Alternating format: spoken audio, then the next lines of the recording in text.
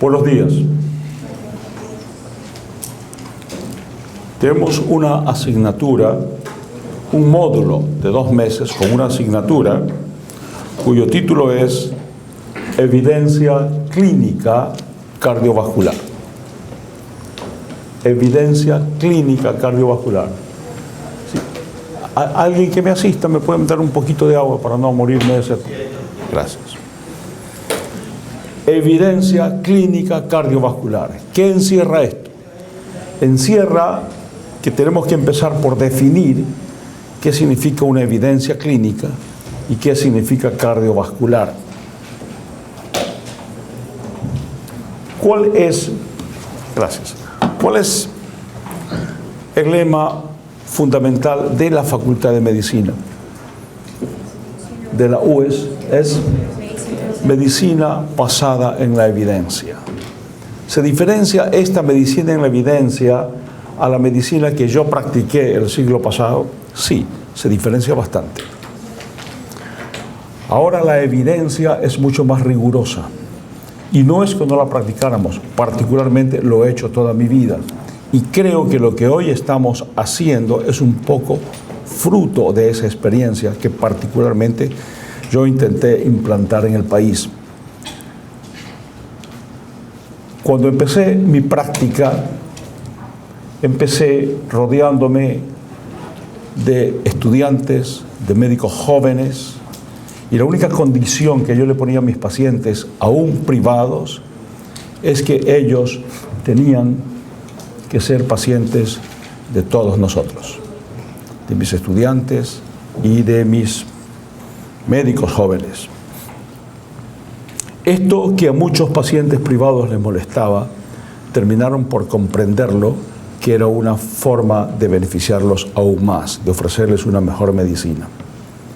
Para un médico en ejercicio no existe mejor auditoría que estar rodeado de jóvenes entrenándose y siempre buscando la evidencia. ¿Cómo hacíamos? Lo que hacíamos es que teníamos en el pequeño instituto de cardiología que formé, teníamos 17 suscripciones. Estas suscripciones yo me tomaba la molestia de hacer un resumen en tarjetas. No había computación, estoy hablando de mediados de los 70s, comienzos de los 80s. Yo hacía tarjetas y resumía el trabajo de investigación y lo clasificaba, una clasificación nuestra que hicimos. Llegaba un paciente nuestro con un determinado tipo de arritmia, lo tenía que atender mis estudiantes y mis médicos, me preparaban una historia clínica, iban a buscar en el fichero que yo había preparado y sacaban los últimos trabajos de investigación que existía sobre la fibrilación auricular o flutter que ese paciente parecía tener. Y por lo tanto, cuando ellos me presentaban el paciente, literalmente era una tesis de grado con la última evidencia que existía. Era una forma de hacer medicina basada en la evidencia. Eso lo hacíamos entonces, lo hacemos ahora. Pero esto ahora se ha protocolizado, ¿verdad? Se ha formalizado y se convierte en una verdadera asignatura que nosotros hemos empezado a darla. Para hablar de medicina basada en la evidencia tenemos que empezar igual que cuando hablamos de investigación científica. Para poder hablar de investigación tenemos que partir de una cosa que se llama el problema. Si no hay problema, ¿qué estamos haciendo investigando? Vámonos al cine. Lo único que justifica una investigación es que hay un problema que yo tengo que solucionar. Un problema que me lo presenta mi paciente cuando me viene a ver porque tiene un soplo sistólico y no sé cuál es la razón, o me lo presenta una población que súbitamente empieza a tener mayores prevalencias o incidencias de hipertensión arterial o de daños renales. Y entonces se me presenta un problema en la población. He ahí un problema. Reconozco el problema. Ese problema yo lo transformo en pregunta científica. ¿Qué significa transformar un problema en una pregunta científica? Es definir una línea. Cuando yo tengo un problema, tengo un punto. Pero lo único que define una línea son dos puntos. Entonces, cuando tengo dos puntos, puedo definir una línea, tengo un vector, tengo una fuerza, tengo una dirección. Lo he convertido en científico. ¿Qué quiere decir esto respecto al problema que estamos planteando? Resulta que tengo a este paciente que me llegó con un soplo sistólico y el problema es que no sé qué es, pero tengo que convertirlo en pregunta científica. ¿Es este soplo sistólico que tiene mi paciente reumático? Y lo convierto en una hipótesis, que lo voy a confrontar con la hipótesis nula y desarrollo hacia un trabajo de investigación. Para esto tengo que tener dos variables: el efecto, el soplo sistólico, y la causa, fiebre reumática, que he pensado que existe esa relación. Esto, en métodos científicos, se llaman dos variables: variable X y variable Y. Ustedes están obligados a manejar, no cuando se sienten a hacer un trabajo de investigación. Allí, sentados en su consultorio, viendo al paciente con soplo sistólico, tienes que plantearte las variables X y la variable Y. Y entonces vas a poder plantear una hipótesis, si ambas están de alguna manera relacionadas y qué grado de relación tienen. Ese es el trabajo de investigación. Pero antes de saber si ustedes tienen un problema que no ha tenido respuesta todavía, tienen que saber ir a buscar, a ver si alguien ya le ha dado esa respuesta. Lo que yo hacía con mis estudiantes, las 17 suscripciones, ahora está superado millón de veces. Ahora tienes internet, lo que tienes que saber es hacer la pregunta y saber dónde ir a buscarla, que es lo que ustedes van a aprender en nuestra universidad. Tengo que saber plantear la pregunta, ir a buscar la respuesta adecuadamente dónde. Es decir, tengo que saberla hacer. El planteamiento, la cuestión, tengo que plantearlo en algunos de los servidores a donde yo puedo ir a investigar, en la colaboración Cochrane o alguna de las otras que no cuestan y que sí existen, donde ustedes pueden ir a buscar esa información. Pero esa información no la vas a buscar como en Google, la vas a buscar haciendo una pregunta científica y sabiendo machear las palabras. Porque en Google, cuando usted hace una pregunta, insuficiencia renal o Aldomet o tal otro medicamento, es como buscar en un diccionario. Si preguntas dos palabras, Google te va a responder las dos definiciones. La pregunta científica es cuando las asocias y sabes asociarla, entonces vas a tener la respuesta adecuada. Pero luego tienes que saber si esa respuesta es analítica y adecuada. Esa respuesta es analítica y adecuada para ustedes cuando saben qué tipo de trabajos es el que tienes que investigar, es el que le va a servir. Mi recomendación, ya lo iremos viendo, para mis estudiantes es siempre un metaanálisis. ¿Alguien sabe ya lo que es un metaanálisis? Es una revisión de muchas investigaciones que se realizan. Bien. Un estudio, un análisis de muchos estudios. Muy bien. Eso es un gran paso, eso es una muy buena definición. Hasta allí llegamos a llamarlo Systematic Review, una revisión sistemática. Cuando la revisión sistemática se me convierte en metaanálisis, cuando aplico las matemáticas. Porque puedo no aplicarla y hacer un Systematic Review. Aplico las matemáticas y lo publico y saco una línea de unidad, lo que se acerca a la unidad, lo que está menos o más comparativamente, y entonces tengo un metaanálisis. Obviamente lo que recomiendo a mis estudiantes es empezar a buscar siempre metaanálisis, o la mayor parte de metaanálisis a renglón seguido tiene que ser una revisión sistemática o un gran estudio que sea aleatorio, fundamentalmente aleatorio, y que sea controlado si no tengo un metaanálisis. Eso es lo que yo voy a buscar. Y finalmente, cuando tengo ese resultado, tengo que aplicarlo o a la población donde se me presentó el problema de las fiebres, o a mi paciente donde se presentó el problema de la disnea o del soplo sistólico. Tengo que aplicarlo allí, al otro lado de mi escritorio o al lado de la cama del paciente donde estoy.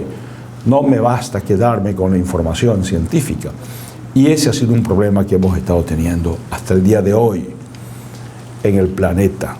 No ha sido fácil, ni es fácil esta aplicación hacia la medicina basada en evidencia, que es lo que queremos hacer. ¿No lo hacíamos antes? Sí, sí lo hacíamos.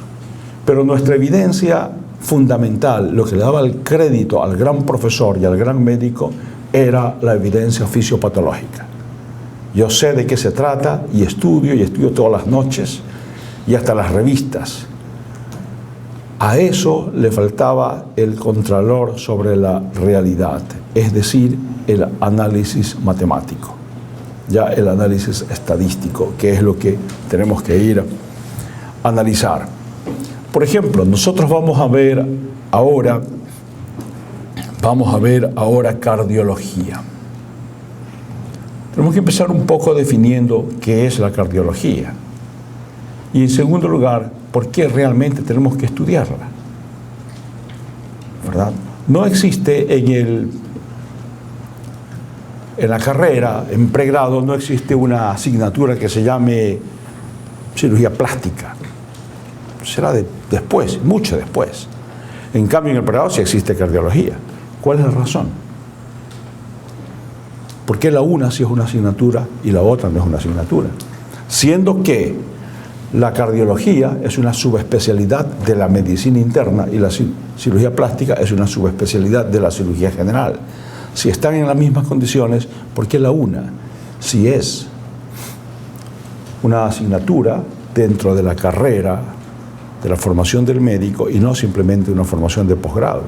¿Y por qué la otra no lo es? Igual no está presente en todas las especialidades. Muy bien. Esa es una muy buena aproximación, ¿verdad? Vamos a ver los dos abordajes que vamos a tratar de desarrollar con los casos que ustedes están presentando. Ya están yendo al hospital, ¿verdad? Ya recibieron clases. ¿Qué han visto?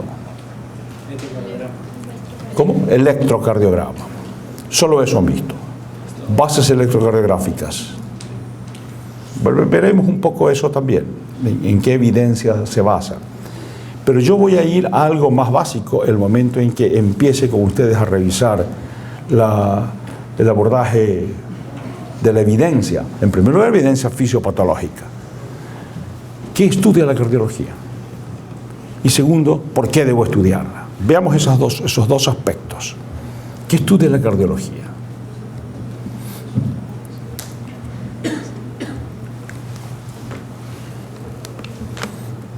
Aventuren la respuesta. Quémense ahora. Mejor ahora que frente al paciente.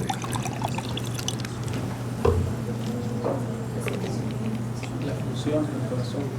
Muy bien, la función del corazón.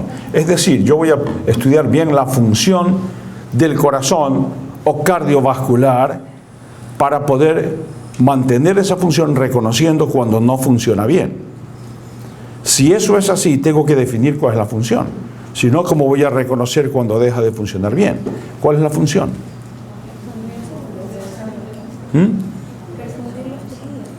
¿Perfundir los tejidos con qué?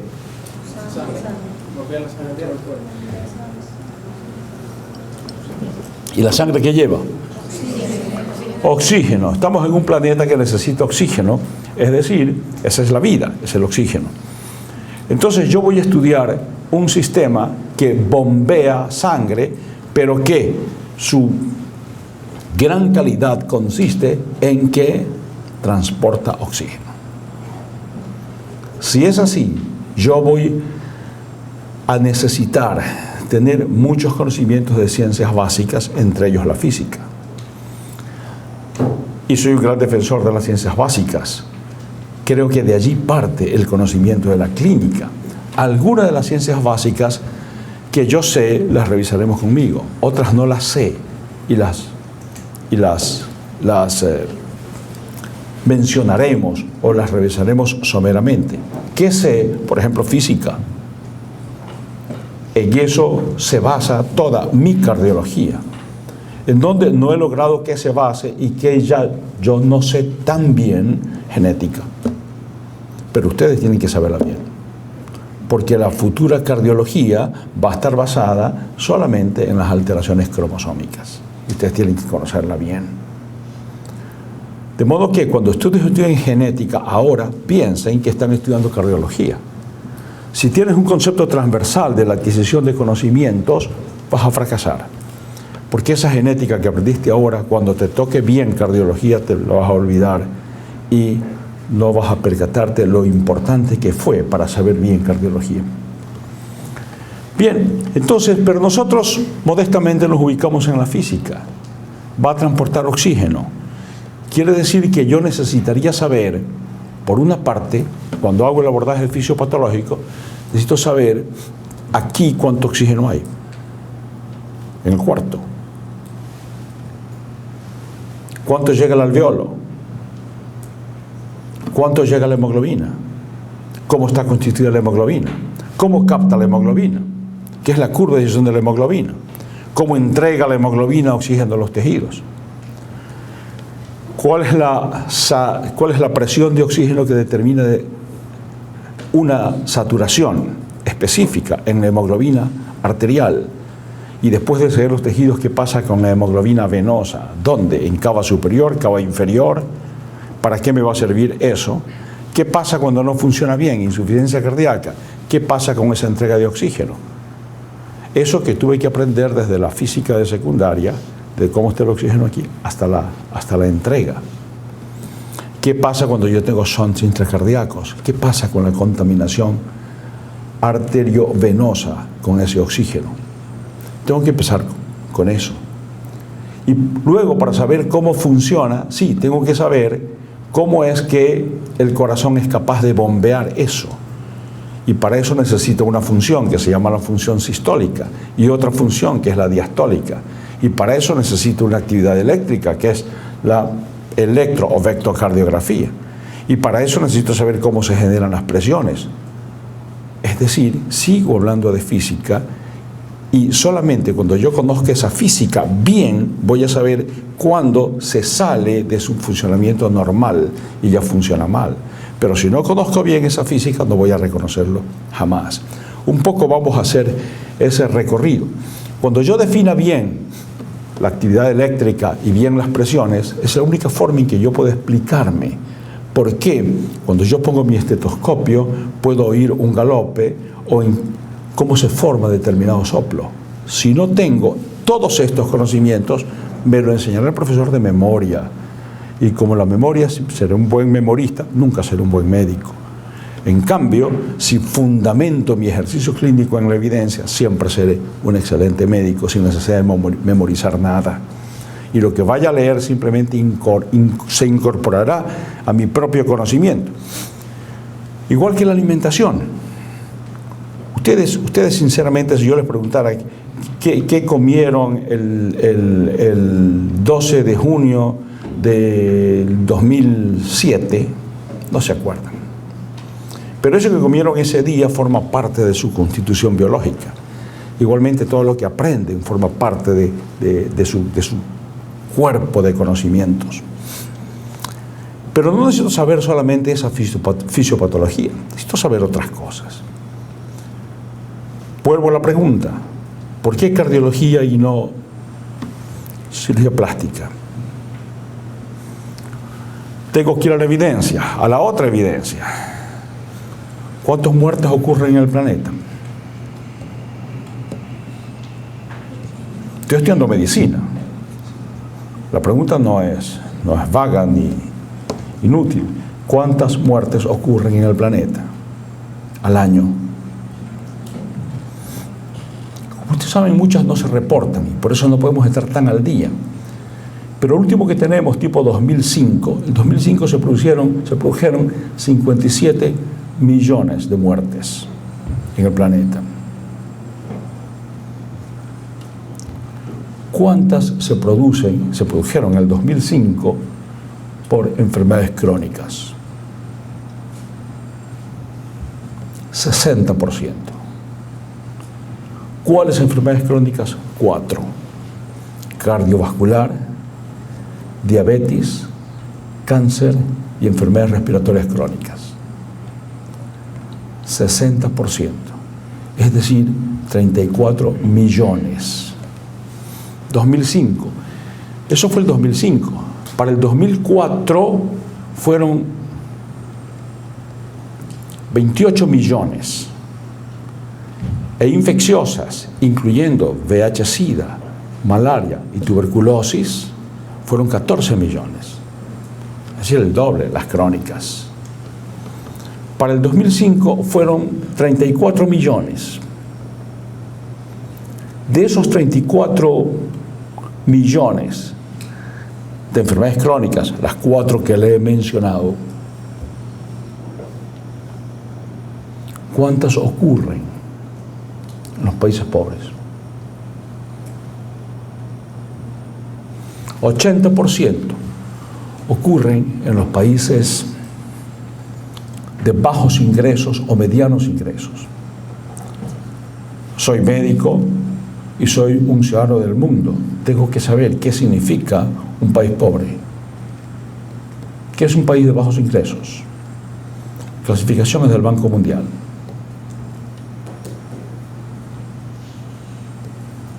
País de bajos ingresos es aquel en que el ingreso per cápita es menor a 1.005 dólares per cápita.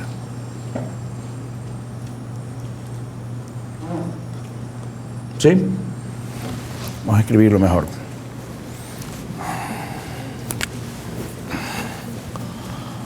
Pongamos bajos ingresos menos a 1.005 dólares per cápita.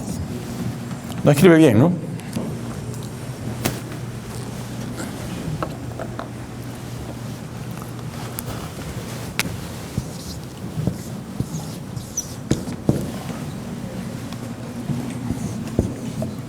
Países de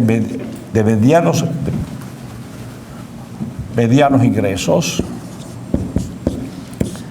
hay de medianos bajos y medianos altos.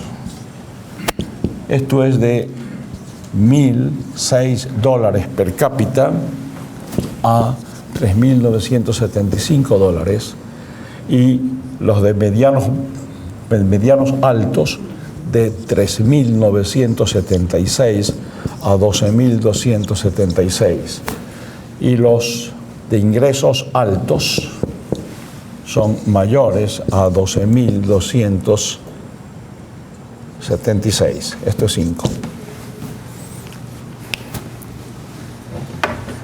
¿Importante saber eso? Sí. Importante. 80% de las muertes ocurren en los países de bajos ingresos y de medianos ingresos bajos.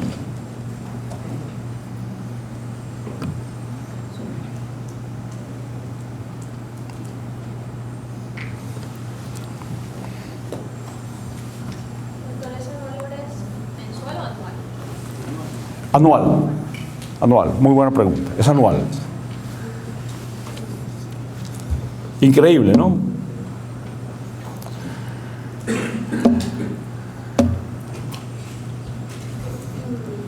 Es decir, 80% de estas muertes ocurren justamente en los países que tienen la mejor medicina. No. ¿Qué tal es nuestra medicina?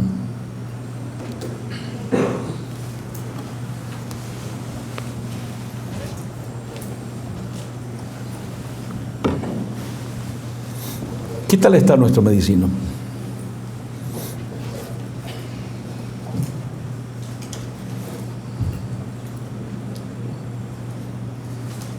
Otra vez, medicina basada en la evidencia. No puede ser una apreciación subjetiva. Necesito datos. ¿Verdad?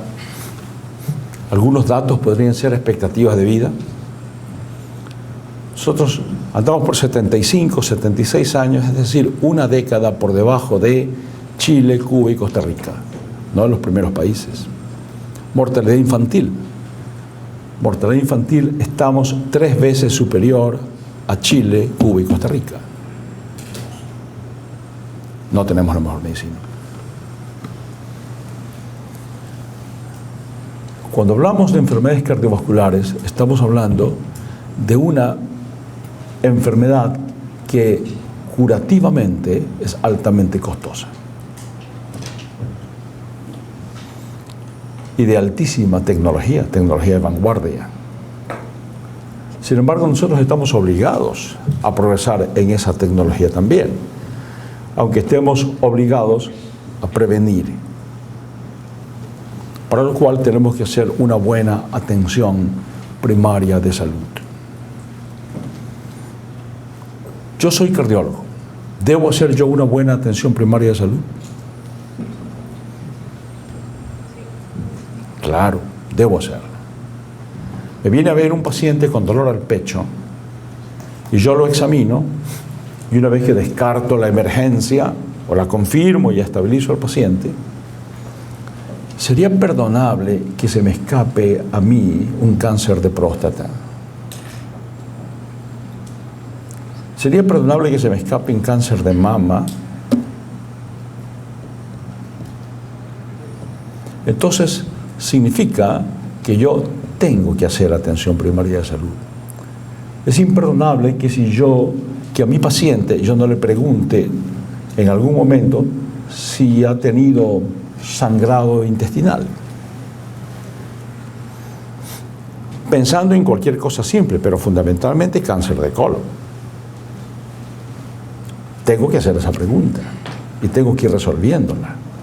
Es decir, estoy obligado a hacer atención primaria de salud, cualquiera que sea mi especialidad. Y más aún como lo estoy demostrando con estas estadísticas.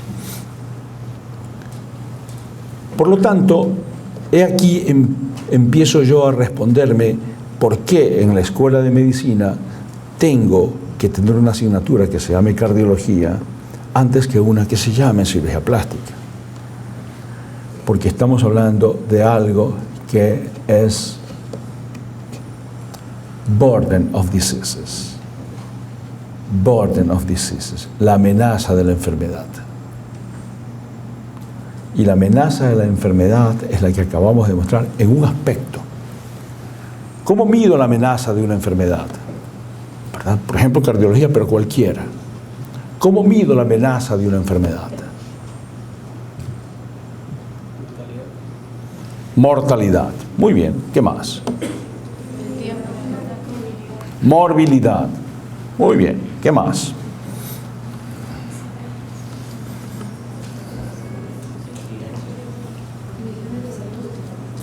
¿Cuál? Condiciones para recibir salud. ¿Condiciones? Para recibir salud. Accesibilidad. Donde haya esa... Muy bien. Eso es un punto, la accesibilidad a la salud primaria, por lo menos.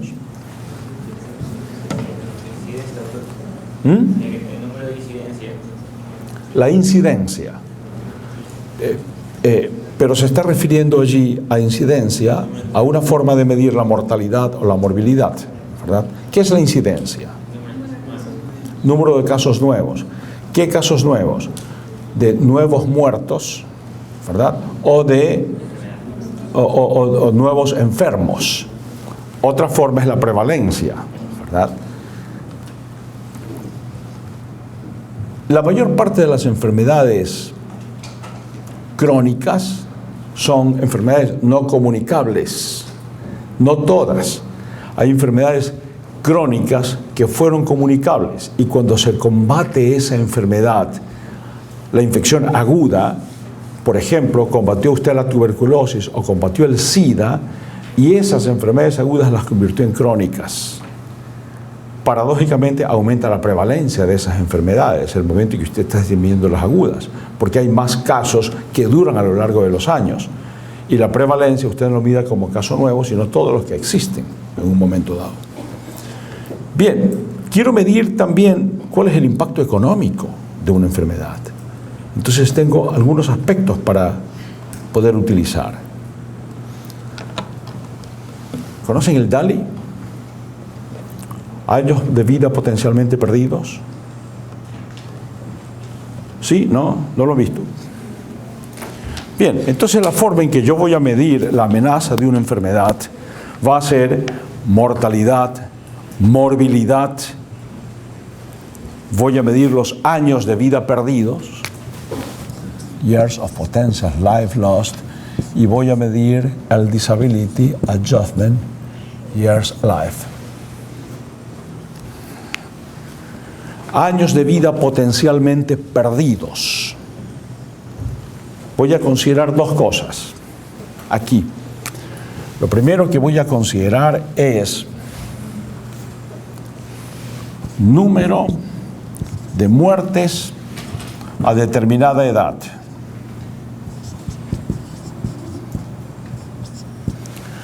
Número de muertes por infarto o cardiovasculares a la edad de 50 años.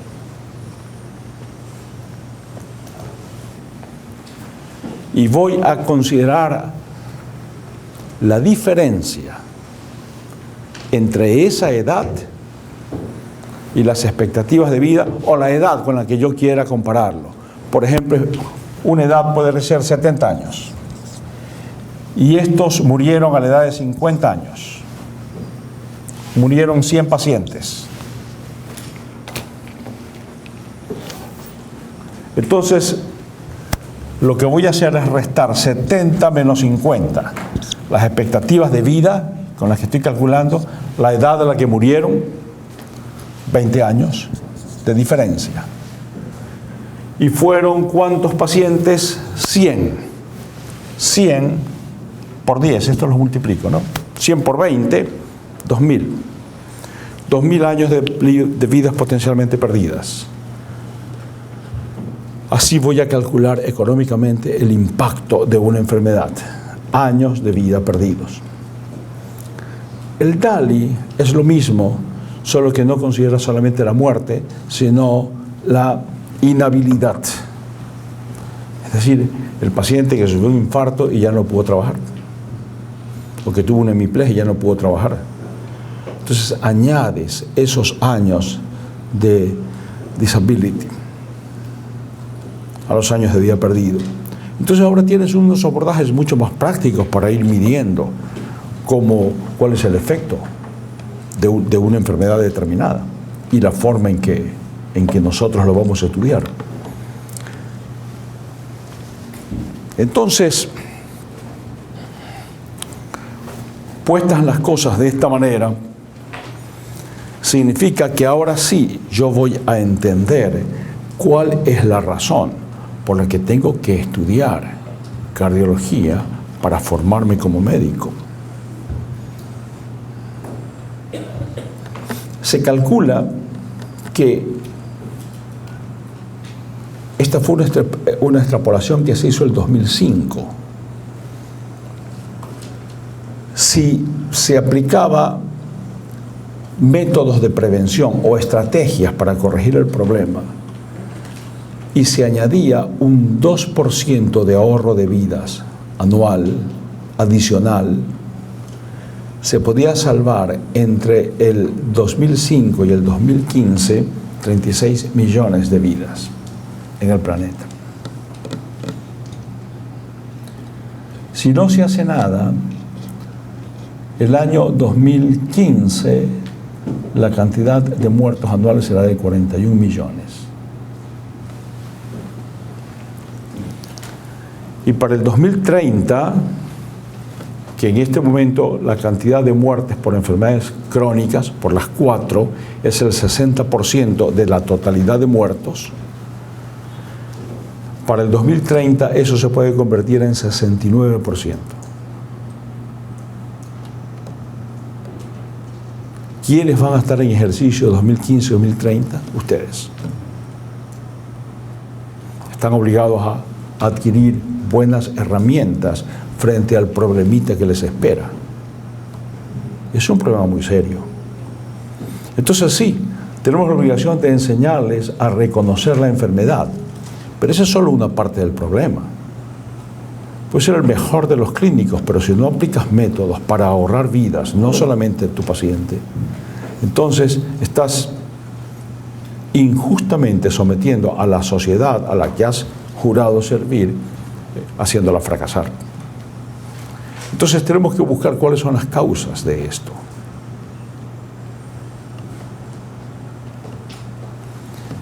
De estas enfermedades crónicas, que les decía es aproximadamente el 60%, nosotros nos vamos a enfocar básicamente en cardiovascular.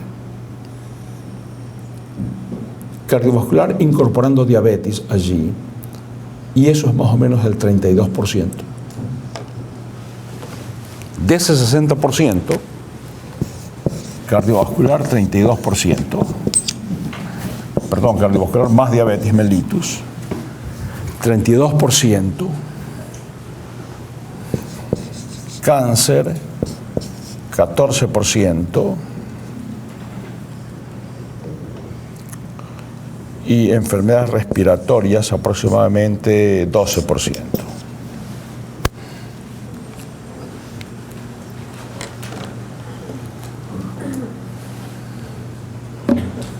Entonces tenemos que familiarizarnos en qué forma nosotros ahora vamos a controlar esta epidemia mundial. Tenemos que empezar a reconocer cuáles son los factores de riesgo que ocasionan esta enfermedad cardiovascular, saber que debemos empezar a ponerle remedio ahora, a reconocer la enfermedad para también curar a nuestros pacientes. Es decir, es un conocimiento muy amplio, muy multidisciplinario, y yo estoy obligado a dominar para controlarlo desde los factores de riesgo. Empecemos a enumerar algo de lo que debe ocurrir. ¿Cuáles son los factores de riesgo más importantes? Para saber si como nación, como sociedad estamos haciendo algo nosotros. ¿Son cuáles? Hipertensión, cigarrillo, alcohol, sedentarismo, obesidad, colesterol, hiperlipidemias. Sí. La causa de hipertensión más común es la hipertensión primaria, esencial. Esa que estudio que empieza después de los 40. Debo decirle, sin embargo, que este siglo XXI, en el siglo XX nunca lo vi, ahora lo veo. Tengo hipertensos de 20 años. De 20 años. Usualmente cuando tenía hipertensos de 20 años era secundario a algo, encontraba una causa. Ahora investigo todo, incluyendo por supuesto drogas, y no encontramos una causa. Y lo tenemos que clasificar de hipertensión primaria. Algo está ocurriendo, hay un problema para ser investigado. La hipertensión, como iremos viendo, debe ser controlada rigurosamente. La presión arterial que quiero es 120/80. 130/80 no me tiene satisfecho. Lo puedo aceptar incidentalmente, ¿verdad? Pero tengo que controlar la hipertensión arterial si quiero bajar esta epidemia. Hay una observación muy importante que les voy a hacer a ustedes. Ustedes no pueden ser mal ejemplo para la sociedad. Ustedes no pueden fumar. No pueden fumar.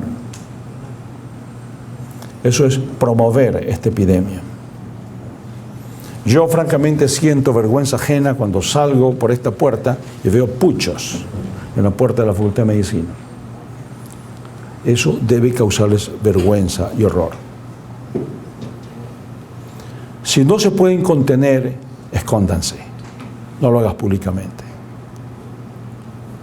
No fumes delante de otro joven que piensa que eso está bien. Menos lo hagas delante de un niño y cuando tengan hijos, nunca llegues a fumar delante de tu hijo. Tengan por lo menos ese pudor médico. Sean ejemplos blancos como es su mandil. Esa es una epidemia que hay que terminar. Aquellos jóvenes que fuman son víctimas de las tabacaleras. Esa es su consigna, esa es su estrategia. Su estrategia es pescar jóvenes y mujeres. Y dan plata para curar el enfisema. Yo hice 5 años en Estados Unidos. Uno de los años los pasé en un hospital de veteranos. ¿Qué hacía el gobierno de Estados Unidos con los soldaditos que mandaba a la guerra de Corea? Les mandaba, primero, ¿qué alimentación? La alimentación que le mandaba era la que más calorías daba en latas. ¿Cuál es la que más calorías da? ¿Cuál? No les oigo. ¿Qué? ¿Cuál es la alimentación que da más calorías? Grasas animales. Y entonces grasas animales para que en menor volumen les den más calorías. ¿Y cómo hacían para calmar o el miedo o las ansias juveniles de ese niño de 20 años que estaba en la trinchera? ¿Qué le mandabas? Sí, cigarrillos. Cigarrillos. Y en la trinchera había pánico, no solo estrés. Aquellos niños que murieron en la guerra de Corea por un balazo, se les hizo autopsias. Una mayoría de ellos ya tenía aterosclerosis coronaria. Era por ese estilo de vida. Y ese es el estilo de vida que están exportando. Y eso es imperdonable para las tabacaleras. Ellos, su objetivo ya no es la gente vieja que ya tiene menos años de vida. Ellos quieren asegurarse el siglo de negocios. Y el siglo de negocios son los jóvenes de ahora. Y hacia ellos va dirigida la venta de tabacos. Un médico no puede fumar.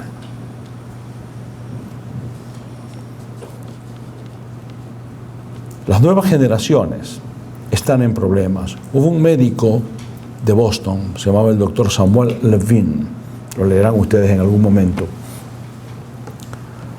Samuel Levine fue una leyenda y él tuvo el privilegio de ser médico de 2 generaciones,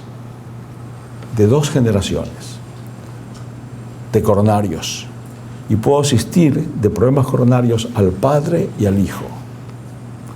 Y encontró que los hijos presentaron enfermedad coronaria 13 años más jóvenes y morían 14 años más jóvenes que sus padres. 20 familias que las puedo seguir de esa manera. Entonces sí, esto confirma todos los análisis que estamos haciendo. El asunto de la comida chatarra. Sí, nos llegó importada la comida chatarra, nos llegó las hamburguesas y las papas fritas que son riquísimas y la pizza que no son riquísimas, pero no necesitábamos eso, ya éramos una sociedad fritanguera, ¿verdad? Y entonces, y poco habituada al ejercicio físico. Los niveles de colesterol tenemos que mantenerlos rigurosamente en los niveles adecuados, de los cuales ya conversaremos. Las personas tienen que hacer ejercicio físico. Índice de masa corporal tiene que ser normal, tiene que ser 25 o menos. La cintura tiene que estar adecuada, menos de 102 en el hombre, menos 88 centímetros en la mujer. Esto está directamente relacionado a los factores de riesgo. Bien, como sociedad, ¿estamos haciendo algo de eso?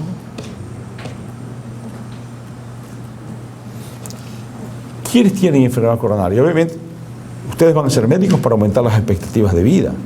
Esas que estamos por debajo de países tan cercanos como Chile, Cuba o Costa Rica, pero las vamos a aumentar.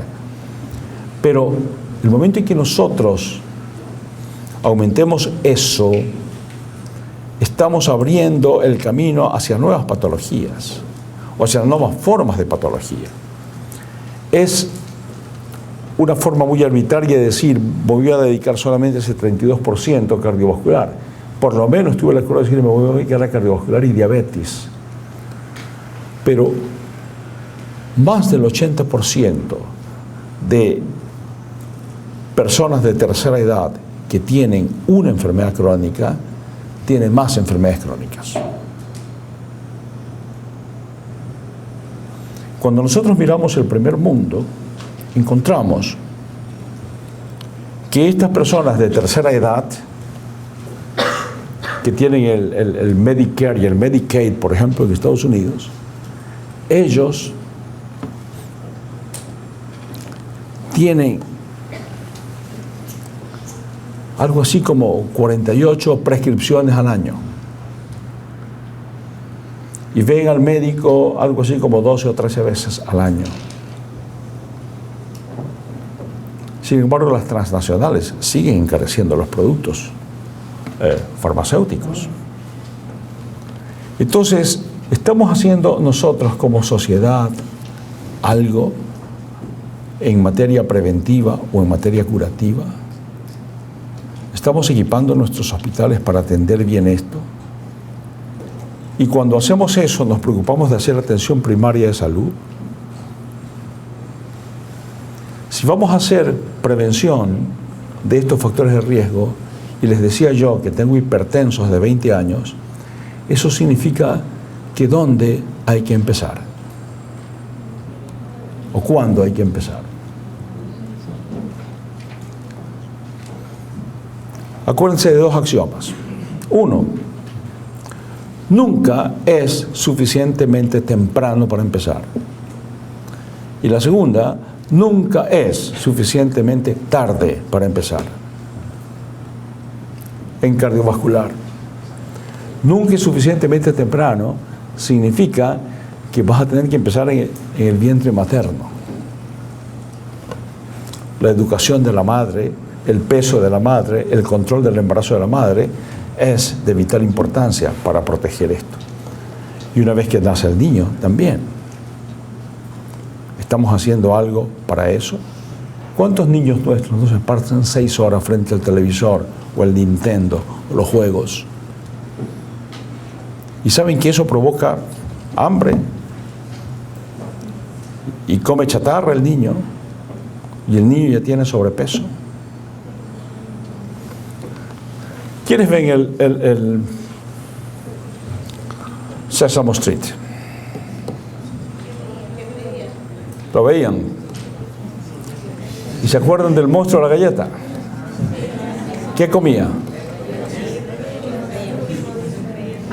Y después lo cambiaron. Lo cambiaron por eso. El monstruo de la galleta ya no comía galletas. Comía manzana y zanahoria.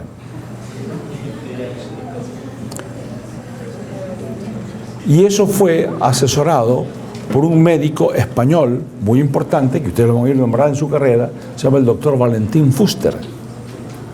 Valentín Fuster asesoró a Sesame Street con la finalidad de que dejen de pasar ese programa así. Y transformaron al señor de la galleta y ya no comía galletas, comía vegetales. Entonces, es necesario empezar temprano.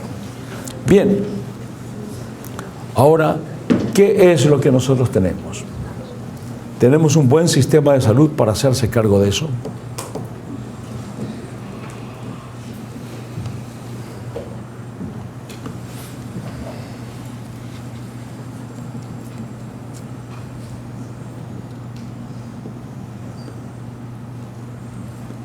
¿Sienten ustedes que se está haciendo algo para proteger a nuestra sociedad de esta enfermedad? Porque cuando se trata de SIDA, sí, ustedes extraordinaria propaganda, abstinencia, preservativos, cuidado, lo cual está bien, hay que hacer esa advertencia. Pero pasa lo mismo con cardiovasculares. Siento que la epidemia es mucho más galopante que el SIDA. No, simplemente no se está haciendo. ¿Qué es lo que está pasando con nosotros? Probablemente no tenemos un sistema de salud adecuado, ¿verdad? Estoy obligado a hacer medicina preventiva. ¿Realmente la hacemos? Sí. Me llegó el paciente a mí con dolor al pecho. El paciente venía obeso, colesterol moderadamente alto y tenía una hiperglicemia sin ser diabético, podía calificar para un síndrome metabólico, pero encontré que no tenía nada. El dolor al pecho fue cualquier cosa, hice una prueba de esfuerzo, hice algo más y descartado. No tiene un problema coronario y lo mandé a la casa. Pero es un pecado no hacer medicina preventiva en ese momento, para proteger a ese paciente y a su familia. Porque si el papá es gordito, los hijos van a ser gorditos. Porque si el papá tiene un índice de masa corporal en 32, tenga la seguridad de que el hijo va por ese camino, y la hija inclusive. Y si la hija no lo hace simplemente por belleza, y hace ejercicio, y hace algunas cosas, pero lo más probable es que luego suba de peso. Y de todos los factores de riesgo, probablemente, en mi opinión, los peores son el cigarrillo y la obesidad. Porque la obesidad trae todo lo demás. La obesidad trae problema de colesterol. Por cada kilo de peso que pone una persona, aumenta kilómetros de capilares sanguíneos para poderlos irrigar. Kilómetros para poderlos irrigar. Y eso aumenta la presión arterial. Porque si aumento kilómetros, aumento volumen sanguíneo. Y la ley de Ohm es ley de Ohm física secundaria. Presión es igual a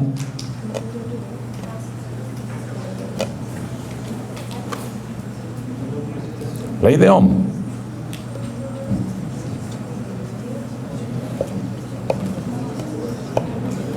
Bueno, yo les voy a pedir algo. Tienen que sacudirse. Pero ciencias básicas tienen que revisarlo, aunque los obligue a sacar los cuadernos y los libros de secundaria. Pero tienes que dominar ciencias básicas. Sin ciencias básicas no hay cardiología. Para el conocimiento fisiopatológico de la cardiología. Les ruego, por favor, señoritas, que no conversen cuando yo hablo. Por educación. Solo me miran a mí. Entonces, es absolutamente necesario que ustedes dominen ciencias básicas. Ley de Ohm es presión igual a volumen por resistencia. Quiere decir que si aumento el volumen, aumenta la presión arterial. Que si aumento la resistencia, aumenta la presión arterial. Y esto me va a servir de mucho porque los medicamentos que yo utilice serán para influir en el volumen, por ejemplo, usando diuréticos o utilizando betabloqueantes para disminuir el gasto cardíaco, o resistencia, bajándola, produciendo vasodilatación. Y la forma en que voy a actuar es sabiendo calcular bien ambos, volumen y resistencia. Muy bien, entonces, ¿qué es lo que les voy a pedir ahora?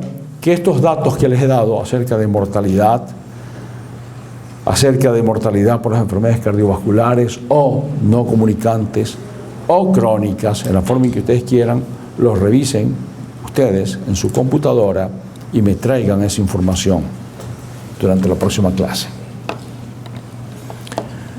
En el abordaje fisiopatológico que tenemos que ver, decíamos que tenemos que empezar otra vez por la física. ¿Cuánto oxígeno hay aquí arriba? ¿Cuánto? ¿21% de qué?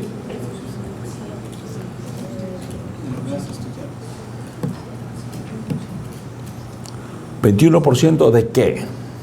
¿De qué número?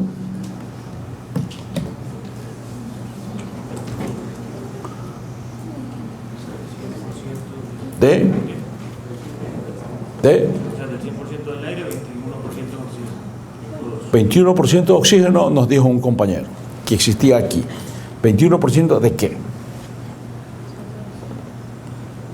Para saber de qué estamos hablando. 100% de aire y 21% de oxígeno. 21% de la presión atmosférica, que es ¿cuánto?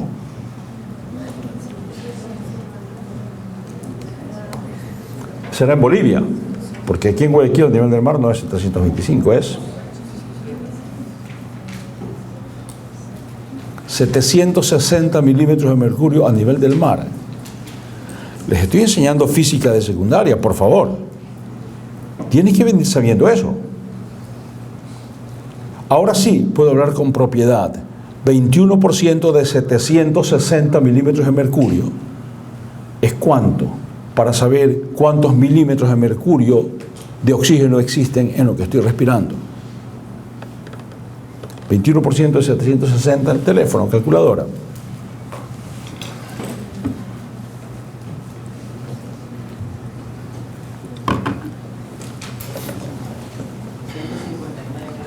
Muy bien, digamos que sean 150 milímetros de mercurio de oxígeno aquí en el aire. Inspiro. Tráquea, bronquios, espacio muerto, alveolos. ¿Cuánto llega al alveolo?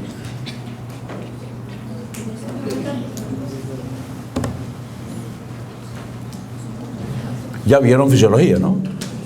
¿Sí? Están viendo fisiología, lo que ustedes ya vieron.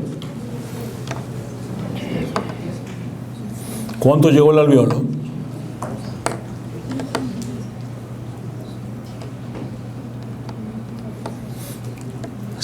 milímetros de mercurio. 100 milímetros de mercurio. Va a pasar la membrana alveolar y pasar al capilar sanguíneo. ¿A través de qué fenómeno fisiológico?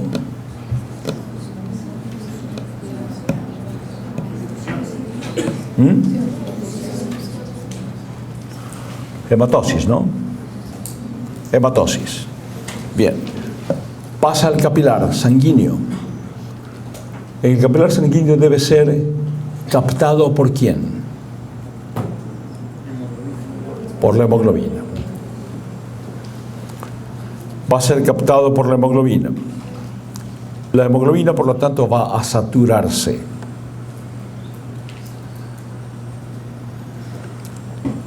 ¿Con cuánto se satura la hemoglobina? ¿Con qué porcentaje? 98, 95, 98%. ¿Todo el oxígeno va en la hemoglobina?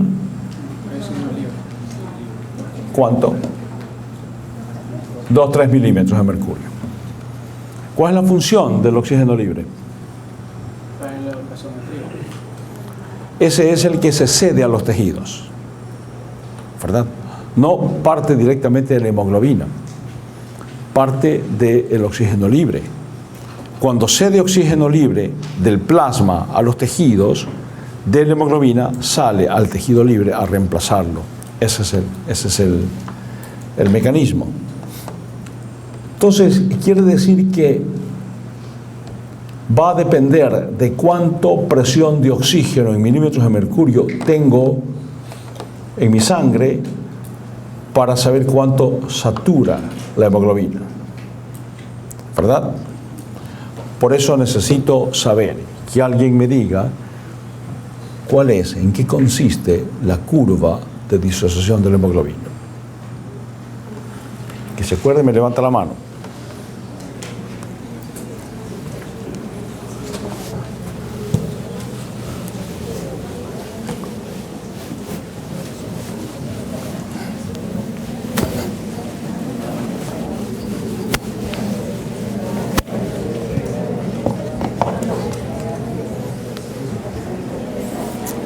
¿Se acordaron? ¿No? ¿Sabes? Dímelo. ¿Se acuerda o no?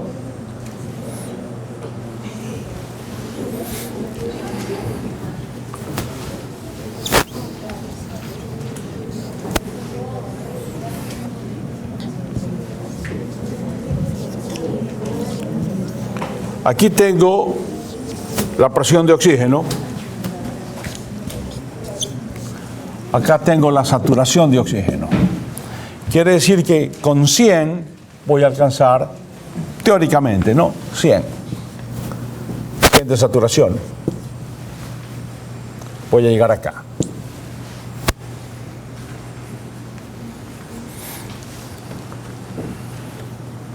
No obstante, por razones que vamos a ver, no hay una relación directa. No es que conforme va aumentando la presión de oxígeno, se va produciendo la saturación hasta llegar allá. Porque lo que pasaría es que una pequeña disminución de la presión de oxígeno, por ejemplo, subiendo a Bolivia, donde la presión es menor, se me caería la saturación mucho. Entonces, realmente lo que necesitaría, si nosotros estuviéramos inventando al hombre, ¿qué es lo que tenemos que hacer? Es hagamos una curva que disminuya la presión de oxígeno sin que disminuya mucho la saturación. Y ya cuando disminuya bastante la hacemos descender. Y hay una parte en que ya se queda estable. No importa que no haya presión de oxígeno, pero hay saturación. Y entonces tengo que tener una curva que tenga una forma de S itálica. Esa es la curva de disociación de la hemoglobina. Para yo poder tener esto, permítame una pregunta. La cardiología es estudiar la función del corazón. Y la función del corazón es oxigenar tejidos. ¿Podría yo saber cardiología si no sé esto? Bien. Entonces necesito saber curva de disociación de la hemoglobina.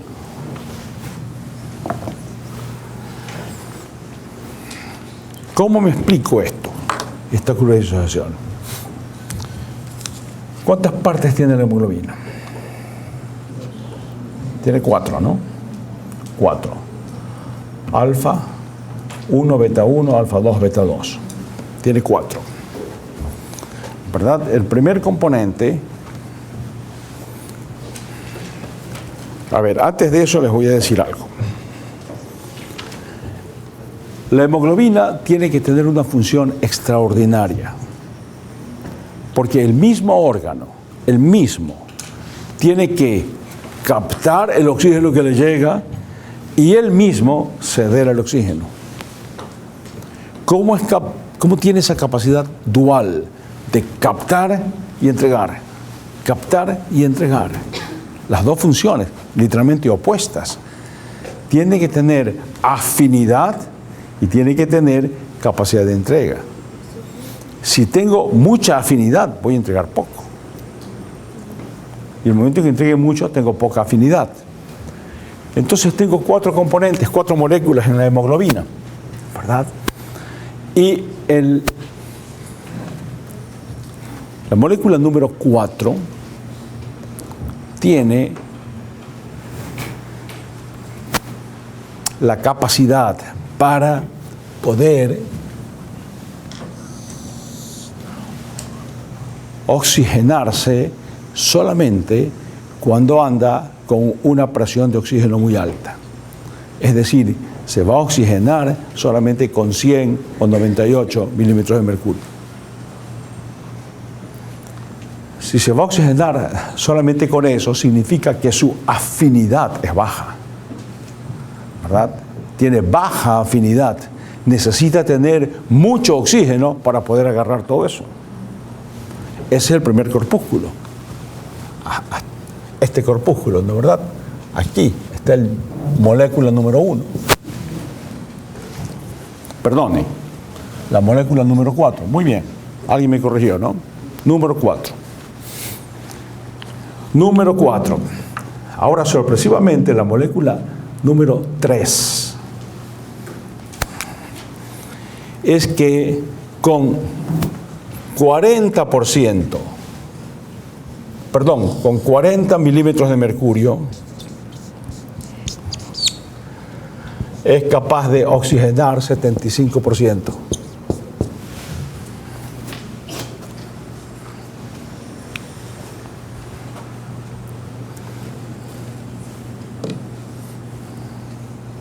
Con 40 milímetros de mercurio. La molécula número 2 es que con 26 milímetros de mercurio es capaz de oxigenar 50%.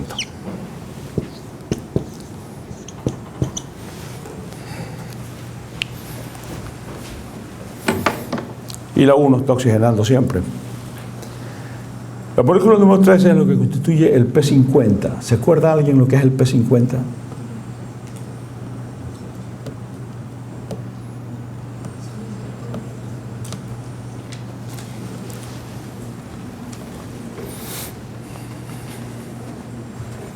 El P50 es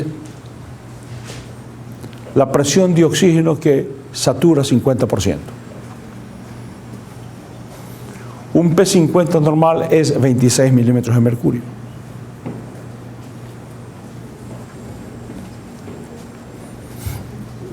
Esto va a ser importante cuando yo intente medir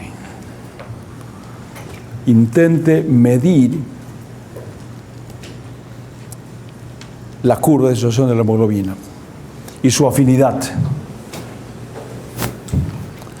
Esta curva no es estática, es dinámica, se mueve. Se puede mover hacia la izquierda. Y si se mueve a la izquierda, ¿qué pasaría? ¿Hay mayor o menor afinidad? Se mueve hacia la izquierda. Mayor afinidad. Con menos presión de oxígeno, sigue captando.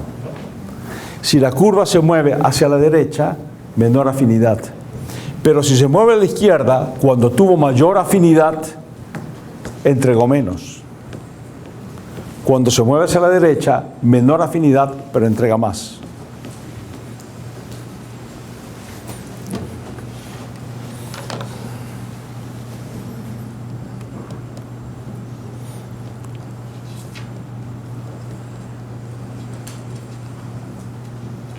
Hay circunstancias que me mueven en la curva de hemoglobina hacia la izquierda o hacia la derecha. Por ejemplo, una acidosis metabólica. ¿Leyeron el efecto Bohr? ¿O no? Efecto Bohr, pH alto, PCO2 alto, acidosis. La curva de hemoglobina se me mueve hacia la izquierda. Es decir, aumenta la afinidad, pero entrega menos. Se queda con el oxígeno, porque está desesperada por oxígeno. 2,3-DPG. ¿Oyeron del 2,3-difosfoglicerato? Tiene esta importancia en clínica.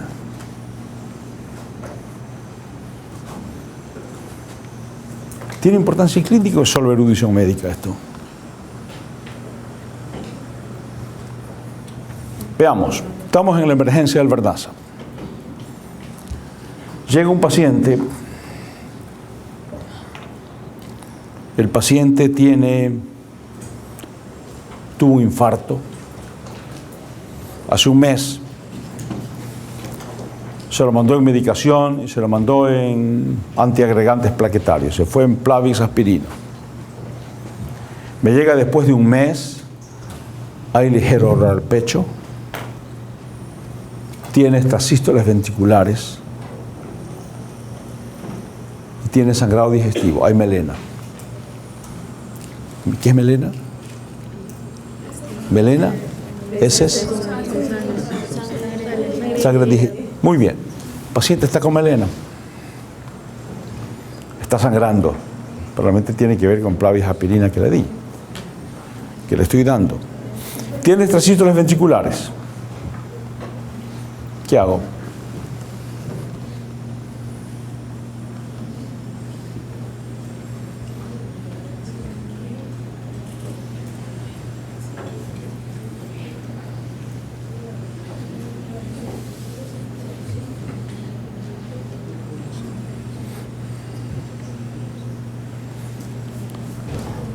¿Por qué tiene estas sístoles ventriculares?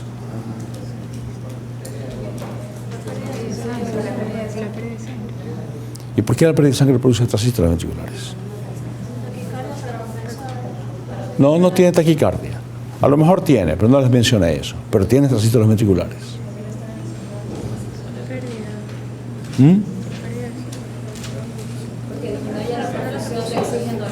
Muy bien, porque no está llegando suficiente oxígeno al corazón.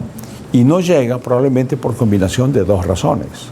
Tiene un problema coronario, tuvo un infarto hace un mes. Y por lo tanto la carretera coronaria está medio obstruida. No llega, no aporta suficiente sangre con oxígeno, no llega suficiente hemoglobina. Y encima ahora la hemoglobina, ya no el carretero, sino el vehículo, me falló.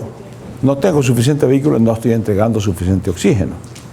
Ese corazón empieza a reclamarme. ¿Cómo? Ya hay un dolorcito al pecho y hay estas sístoles ventriculares. ¿Verdad?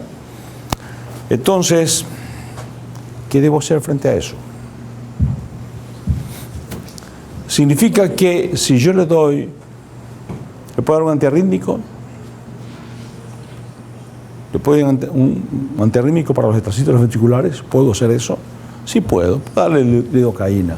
¿Será suficiente? No, no será suficiente, ¿verdad? O por lo menos no suficientemente inteligente. Tengo que hacer algo más claro, que es Tratarla con disminuir el sangrado, suspender la aspirina, cambiar por otro fármaco. muy bien, parar el sangrado, y tengo que reemplazar la hemoglobina. Para lo cual, ¿qué debo hacer? Voy a poner sangre. ¿Qué sangre le pongo?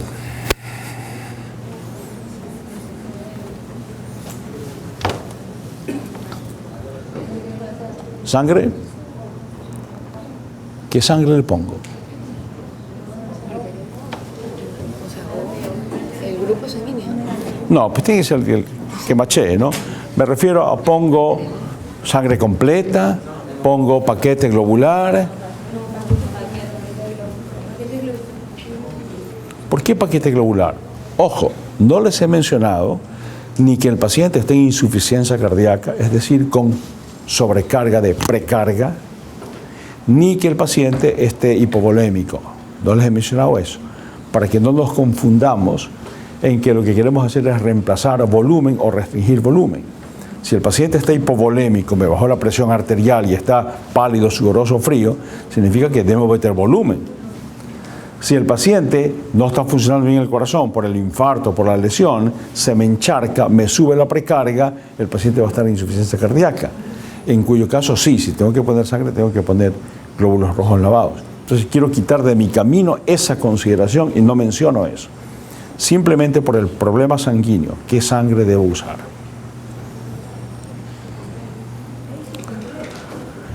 Muy bien, sangre completa. ¿Y qué más? ¿La pido al banco o que me la done alguien? Si es que machea.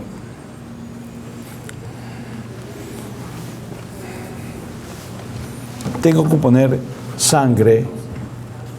¿Qué es lo que persigo? Que mejore la curvación de la hemoglobina. Lo que estamos viendo si es simplemente elucubración científica o tiene un efecto práctico. Porque en este momento en que el tipo me ha sangrado, lo que está haciendo esta persona está con la curva de Shannon acá. No me está entregando oxígeno. Si yo le pongo glóbulos rojos, solamente paquete globular, el paquete globular o aún el paquete globular y aún sangre completa de banco, pierde de la membrana del glóbulo rojo el 2,3-DPG, el 2,3-difosfoglicerato. No tiene. Y por lo tanto, si usted pone esa sangre, no está corrigiendo la curación de la hemoglobina. Sigue hacia la izquierda. Si quiere corregir la curación de la hemoglobina, tiene que poner con 2,3-DPG. Ahora, si el problema no es una emergencia, usted pone sangre de banco y en 24 horas el glóbulo rojo recupera el 2,3-DPG. Pero si usted quería tener un efecto inmediato, tiene que poner sangre fresca por el 2,3-DPG. He ahí por qué ciencias básicas son importantes en la clínica, ¿verdad? Solamente así va a tener usted un razonamiento inteligente el momento en que se enfrenta con su paciente. Y solamente así, con ese conocimiento, es que usted podrá oponerse a la excelencia del maestro, ¿no? Ese que tiene el arte médico y que está allí etéreo, y a ustedes les va a tomar un tiempo en adquirirlo.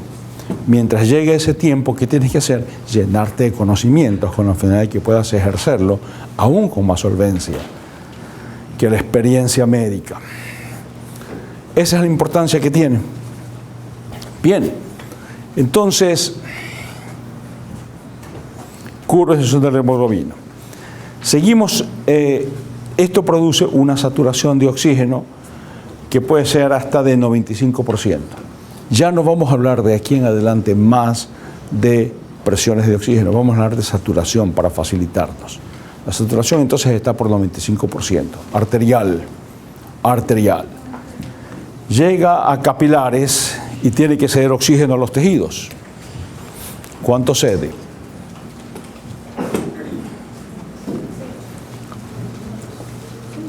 $25, sí, muy bien, eso cede. Quiere decir que la saturación venosa es de ¿cuánto? 70, no 40 no, pues si 20, 25 es 70. ¿Qué sangre venosa es la única que anda por 40? No. Seno coronario. Porque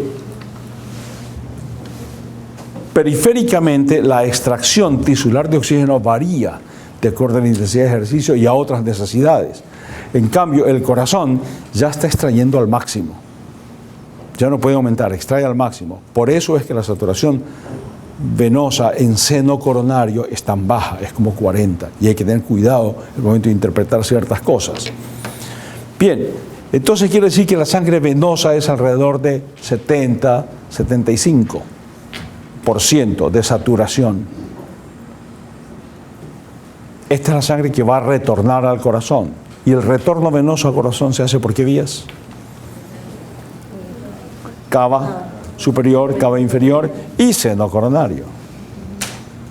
Son iguales las saturaciones de las dos cavas. La de seno coronario vimos que no, que es más baja. La de las dos cavas son iguales.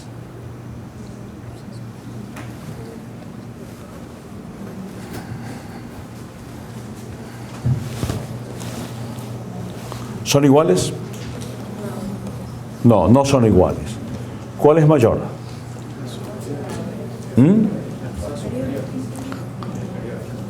La inferior. Muy bien. ¿Por qué la inferior es mayor que la superior?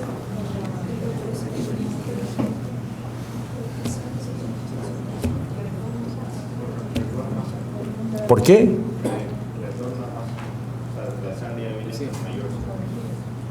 Volumen, no. Más volumen sí viene, porque la inferior. Pero ¿por qué viene más saturada de oxígeno?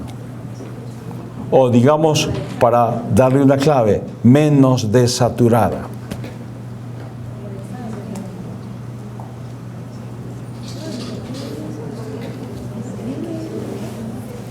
Que la cava superior. Porque viene recibiendo menor cantidad. O sea, cada vez va llegando más. De los tejidos, de parte de los tejidos. Sí, pero no entiendo la conclusión. ¿Por qué significa esa mayor saturación? Porque lo que va subiendo, al que va ascendiendo la cava, va recogiendo mayor cantidad. ¿De qué? De sangre saturada. Claro, No oxigena nada. pero la cantidad no tiene nada que ver con la saturación. ¿Tiene menos? No tiene menos mezcla. No es que no sabe cómo explicar, no sabe la respuesta. ¿Verdad? La pregunta es bien sencilla, ¿verdad? Se dio oxígeno periféricamente y por lo tanto se desaturó. Tanto los tributarios de cava inferior como los de cava superior, cerebro y brazos. Pero cava inferior llega menos desaturada. Llega con 75 y de cava superior llega con 70, por decirles alguna diferencia. ¿Por qué ocurre eso? Ocurre por el flujo renal, porque la circulación renal es el 20% de la circulación y en riñones no cede oxígeno, es simplemente filtración y no cede oxígeno. Entonces se desatura menos, porque desatura, hay un 20% de la circulación que no está desaturando. Entonces viene con una contribución mayor. A tal punto que yo cuando quiero hacer cálculos, como quiero hacer cálculos de un promedio de la cantidad de oxígeno que le llega a la aurícula derecha, de acuerdo a los dos contribuyentes, como cava superior tiene el doble de volumen, cava inferior tiene el doble de volumen de cava superior, y yo quiero calcular la saturación de oxígeno promedio, entonces sumo una cava superior, saturación de oxígeno, ¿no?, de cava superior, una de cava superior, 2 de cava inferior, y lo divido para 3 y me sale el promedio.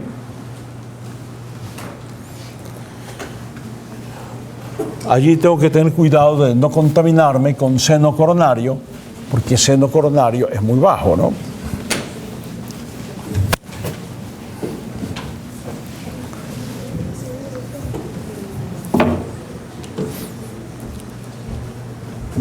Las funciones del corazón son dos: función sistólica, función diastólica. Función sistólica, entregar oxígeno.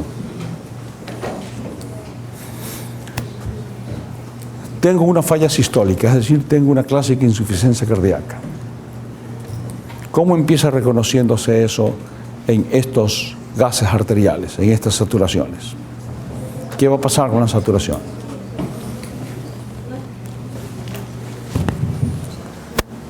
La pregunta es, ¿no se oye? La pregunta es si lo que ocurre en pacientes con insuficiencia sistólica, una insuficiencia cardíaca clásica, donde hay menor entrega de oxígeno a los tejidos, ¿cómo se traduce eso en la saturación de oxígeno arterial y venosa? ¿Cómo? Dígame más alto, ¿cómo? ¿Hay qué? Muy bien. ¿De la saturación? ¿En dónde? ¿Arterial o venosa?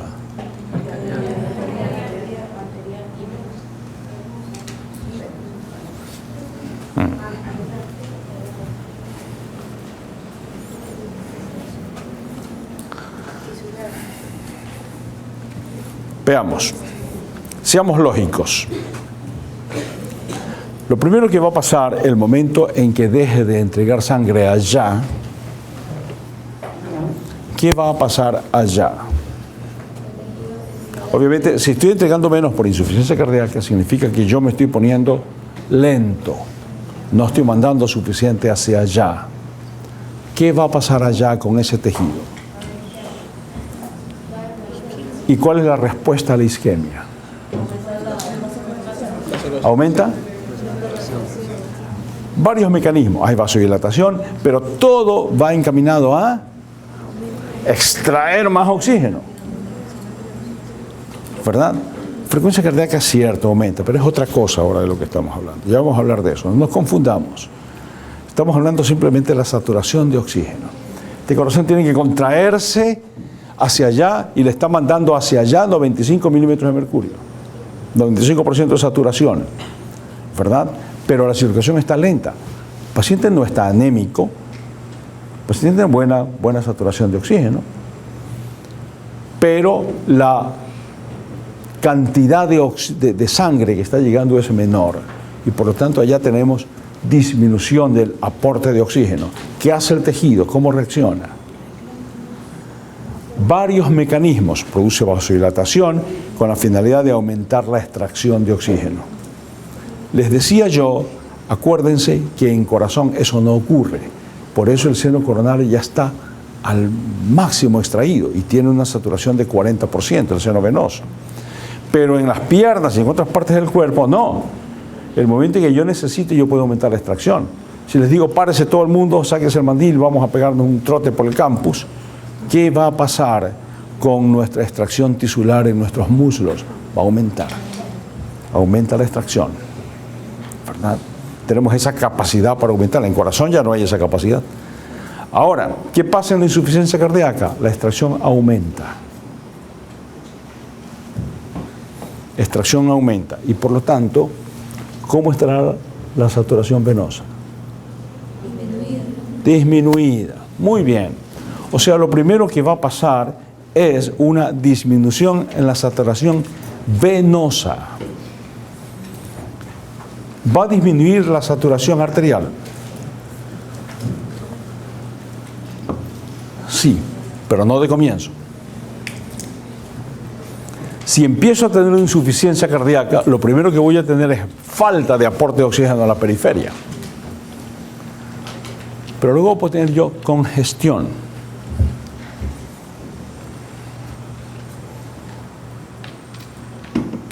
Esto se lo voy a señalar ahora, pero lo veremos con más detalle más adelante.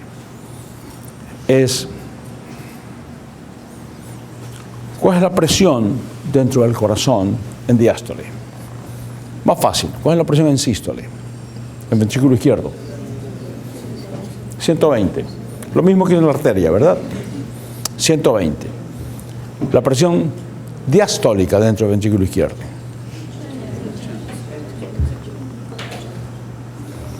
En la arteria, en la aorta y en el brazo es 80, ¿verdad? ¿Cuánto es dentro del ventrículo izquierdo? Arterial es 120-80. Dentro del ventrículo izquierdo es 120 hasta 12. Yo quiero que recuerden un número, 10. El 10, para nosotros poder sumar y restar rápidamente en los múltiples ejemplos que veremos siempre. Entonces la presión de ventrículo izquierdo es 10. Esa es la presión de llenado. ¿Por qué de llenado? Porque estamos hablando de presión diastólica y el ventrículo izquierdo se llama en diástole. Esa es la presión diastólica, presión de llenado de ventrículo izquierdo. La presión de llenado de ventrículo izquierdo es 10. ¿Cuánto es la presión de la aurícula izquierda? Es la misma. Puerta abierta, válvula abierta, las presiones son iguales. Es decir, es la misma. ¿Cuál es la presión en venas pulmonares, en las 4 venas pulmonares que llegan de pulmones? Es la misma. ¿Cuál es la presión capilar pulmonar? La misma. La misma. Es decir, anda por 10 milímetros de mercurio.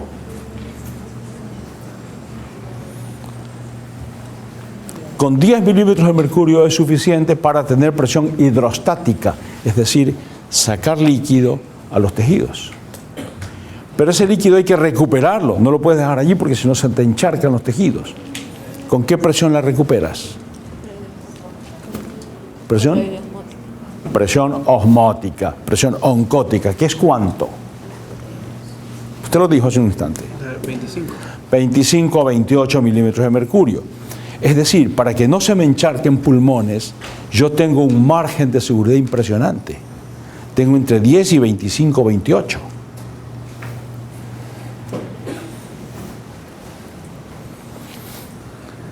Si el corazón me falla y se empieza a quedar sangre allí, me va a aumentar la presión dentro del ventrículo izquierdo.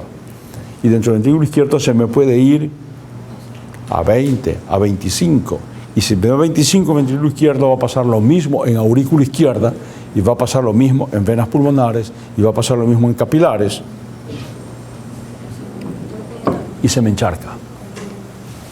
Porque la presión oncótica empieza a ser mayor, que la hidrostática empieza a ser mayor que la oncótica. Entonces lo que sucede es que se me encharca. Pero en pulmones yo tengo algunas virtudes. Las virtudes que tengo son que el alveolo está rodeado de un tejido celular muy compacto. En cambio, vénula, arteriola, bronquiolo están rodeados de un tejido celular muy laxo. Por lo tanto, lo primero que se me encharca es donde está el tejido intersticial laxo, aquí, cuando me aumenta la presión hidrostática. Eso, yo tomo una radiografía y veo ese edema, pero no lo oigo, porque todavía no me ha contaminado el alveolo. El momento en que entra el alveolo y me lo encharque, voy a oírlo con mi estetoscopio, oigo burbujas. Y cuando ya tengo burbujas, entonces tengo comprometida la hematosis, entonces, y solo entonces, va a disminuir la saturación arterial de oxígeno. Mientras tanto, Mientras el ventrículo izquierdo está fallando y no envía suficiente sangre, pero no me ha subido a 25 milímetros de mercurio, no hay encharcamiento del alveolo, mientras tanto no tengo problemas arteriales, tengo problema venoso. ¿Sí está claro? ¿Está claro o no? Bien. Entonces, esto sí puedo escucharlo eventualmente, porque pudiera ser que me comprima el bronquiolo. Y cuando el bronquiolo está constraído, ¿cómo suena? Sibilancias, como el asmático. Y justamente esto se llama asma cardíaca, ¿verdad? Cuando esto ocurre, ¿verdad? Y eventualmente, como vamos a ir de ciencias básicas directo a la clínica, solamente a la evidencia, seremos algo importante, que tal vez no tengamos tiempo después de señalarlo puntualmente, sino los casos que estaremos viendo, pero recuerden esto. Los estertores que yo puedo escuchar cuando oculto eso, pueden ser respiratorios o cardíacos, es lo que me interesa. Respiratorios o cardíacos. ¿Cómo reconozco si esos estertores son cardíacos o son respiratorios?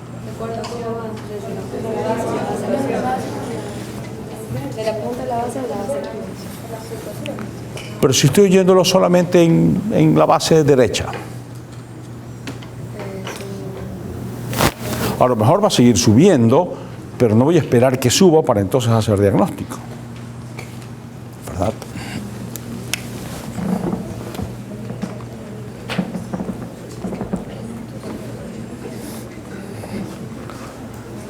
Ustedes van a leer multitud de clasificaciones, crepitantes, subcrepitantes, húmedos, etc. Nunca desarrollé yo suficiente experiencia para reconocer esas diferencias. Yo lo hago de una manera más sencilla y a mí me ha resultado toda la vida. Si a usted le sirve, en buena hora. ¿Cómo lo hago? Así. Si tengo estertores cardíacos que están encharcando el alveolo y es trasudado, no es exudado,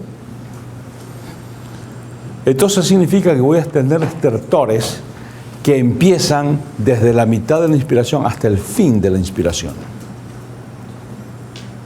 Y no son expiratorios. Cardíacos. Si son bronquiales, que son la mayor parte de los respiratorios, no todos, pero la mayor parte de los respiratorios que yo voy a ocultar, los bronquiales, significa que están en la mitad de la inspiración y como no hay compromiso alveolar, desaparecen al final de la inspiración. Además de eso, pudiera ser que los pueda hacer desaparecer, haciendo que el paciente tosa y desaparecen. Este es el método de diferenciación más claro que ustedes pueden tener. Quiere decir que no hay estertores alveolares respiratorios. Sí, cuando tengo, sobre todo en los niños se oye, hay alveolitis. Entonces se produce una inflamación con exudado. El exudado en el alveolo es casi como una goma. A tal punto que cuando ustedes empiezan a usar respiradores, tienen que usar presión expiratoria positiva para mantener el alveolo despegado durante la expiración. Esos estertores usualmente son de despegamiento del alveolo. Ocurren solo al final de la inspiración y son muy finos. Bien, esto es básicamente. Y ahora, déjame terminar con esto. Entonces hemos hecho un buen abordaje de lo que es insuficiencia cardíaca, de acuerdo a estas ciencias básicas. Y terminamos con esto, y esto me vienen estudiando la próxima clase.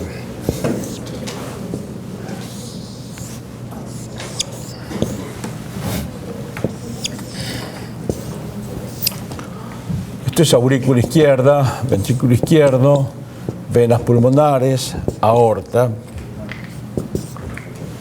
aurícula derecha, cava superior, cava inferior. Ventrículo derecho pulmonar. De lo que hemos estado hablando es que lo normal es este 95% de saturación, 95%, 95%, 95% versus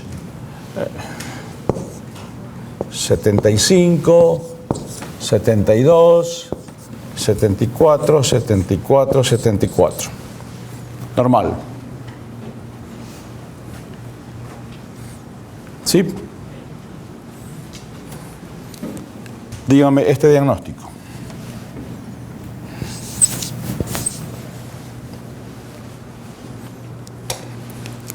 Tiene 86 de arteria pulmonar. El resto igual.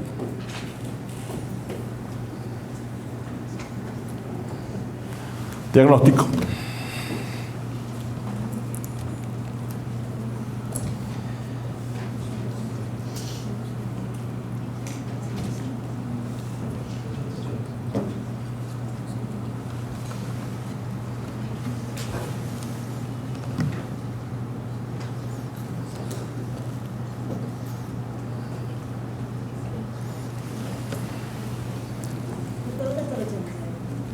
Arteria pulmonar.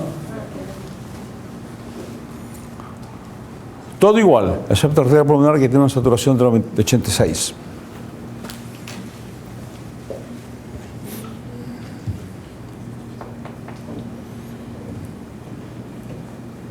¿Qué puede estar ocurriendo?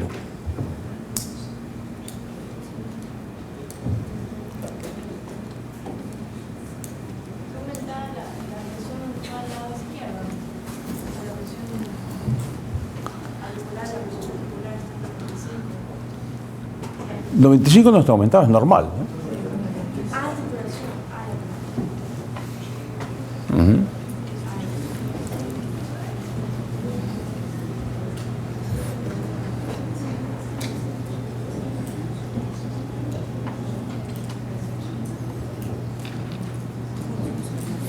¿Qué es lo que está pasando allí? ¿Cuál es el fenómeno? No diagnóstico entonces, solo ¿cuál es el fenómeno? ¿Qué está ocurriendo? No, ha aumentado la saturación. Les dije, no voy a hablar más de presión, sino de saturación. Ha aumentado la saturación de oxígeno bruscamente, de ventrículo derecho, que estaba en 74 a 86 de arteria pulmonar. ¿Cómo es posible que me aumente? Se está regresando la sangre oxigenada. ¿De dónde? De la aurícula al ventrículo. O sea, a la arteria pulmonar. Se está aproximando. ¿Se regresa de dónde a dónde? A ver, usted me quiere decir lo que está ocurriendo es esto. Lo que está ocurriendo es que sangre arterial se me está viniendo al lado venoso. Porque arteria pulmonar es lado venoso, ¿verdad? Eso es lo que me quiere decir usted. Que hay sangre arterial contaminándome el sistema venoso. Obviamente, de la aurícula izquierda no se puede regresar, ¿verdad? Porque tiene que pasar por capilares pulmonares, eso es imposible, ¿verdad? De manera que si aquí me sube la saturación, se debe a que de alguna manera aquí me está llegando sangre arterial, no hay más. Un shunt, muy bien, ¿de dónde a dónde? ¿De? Un conducto venoso, un conducto arterial persistente. Muy bien, ese es el diagnóstico. Patent ductus arteriosus. Tienes aquí una comunicación. Normalmente ustedes se acuerdan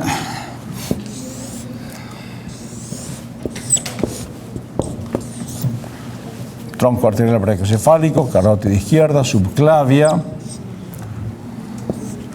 Aquí existe una comunicación con arteria pulmonar, que es el ductus mientras el niño está en el vientre de la madre.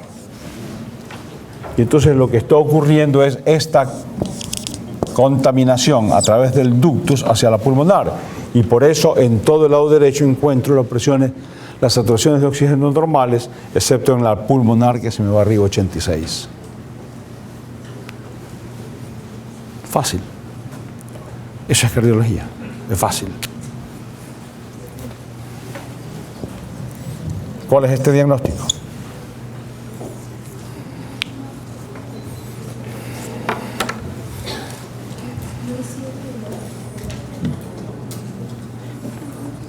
86 en ventrículo derecho. Muy bien, comunicación interventricular. Y ya ya es de regalo, pues.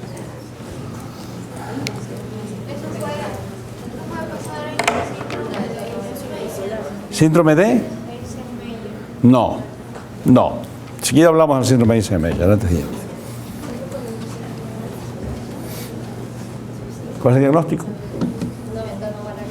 ¿Ah? Una ventana oval permeable. No, una comunicación interauricular, que no es lo mismo que una ventana oval permeable. Usualmente ventana oval significa que el ostium primum no se pegó, queda abierto, pero está entero. Entonces, para que exista comunicación, tiene que haber un shunt que la vaya abriendo, ¿verdad? Estamos hablando ahora de comunicación intraauricular, es decir, no se desarrolló bien. Aunque el problema es que el ostium primum no se desarrolló bien, se llama, el más común, tipo ostium secundum. Esos tipos ya los hablaremos.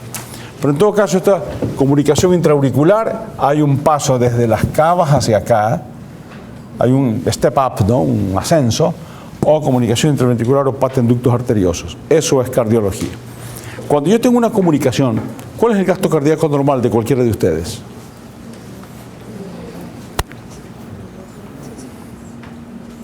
Fisiología.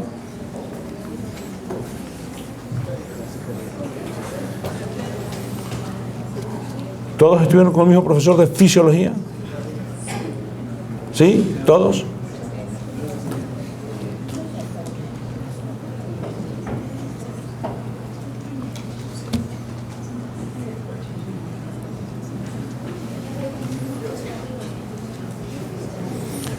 Gasto cardíaco normal, 5 litros por minuto. 70 en cada contracción, 70 veces, 70 por 70, 4.905 litros por minuto. Eso en el lado izquierdo. En el lado derecho,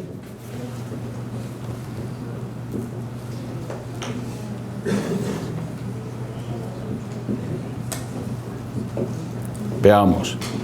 Escuchen, estoy haciendo una pregunta muy capciosa. La misma. La misma. Pero si yo tengo una comunicación, resulta que ahora ya no es la misma.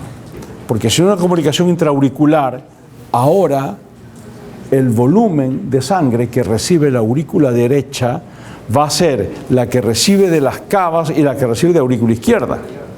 Si es comunicación interventricular, el ventrículo derecho va a recibir sangre de la aurícula derecha y del ventrículo izquierdo. Y si es pulmonar también, está recibiendo más sangre. Entonces, allí sí aumenta el gasto cardíaco derecho, a tal punto que cuando un cardiólogo le defina una comunicación, le va a decir, tiene un shunt de 2:1, de 3:1. Es decir, normalmente 5 y 5, pero puede tener un 15 y 5, 10:5, 2:1, o un 12:4, un 3:1, puede ser 4:1. Es decir, aumenta el volumen pulmonar. ¿Cuál dije que era la ley de Ohm? Para contestar su pregunta, dice Menger.